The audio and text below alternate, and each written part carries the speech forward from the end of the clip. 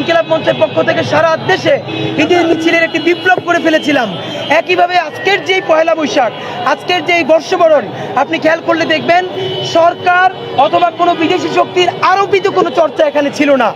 এখানে আপামর জনসাধারণ একদম স্বতঃস্ফূর্তভাবে অংশগ্রহণ করেছে এবং এত বেশি আনন্দ করেছে যেটা আপনি দেখলেই বুঝবেন এটা স্বতঃস্ফূর্ত অংশগ্রহণ। আপনাদেরকে আমরা জানাতে চাই, মঙ্গল শোভাযাত্রাকে অনেকে বলছে যে নাম পরিবর্তন করা হয়েছে। তার আগে আমরা বলতে চাই, আনন্দ শোভাযাত্রাকে পরিবর্তন করে কারা মঙ্গল শোভাযাত্রা করলো? ঠিক, তারা জিজ্ঞেস করে যে মঙ্গল শোভাযাত্রার নাম কেন পরিবর্তন করা হয়েছে। তাদের কাছে আমরা জানতে চাই, মঙ্গল শোভাযাত্রার নাম কার নাম পরিবর্তন করে আনা হয়েছিল?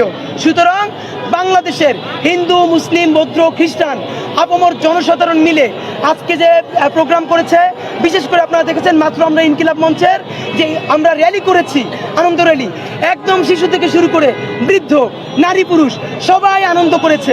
আমরা ধান নিয়ে এসেছি, প্রত্যেকটা প্রতীক নিয়ে এসেছি, আমরা এই টিএসসির মোড়ে সবাই মিলে নেচেছি, গেয়েছি এবং আপনি দেখলেই বুঝবেন এত গরমে মানুষ কি পরিমাণ স্বতঃস্ফূর্ত আনন্দ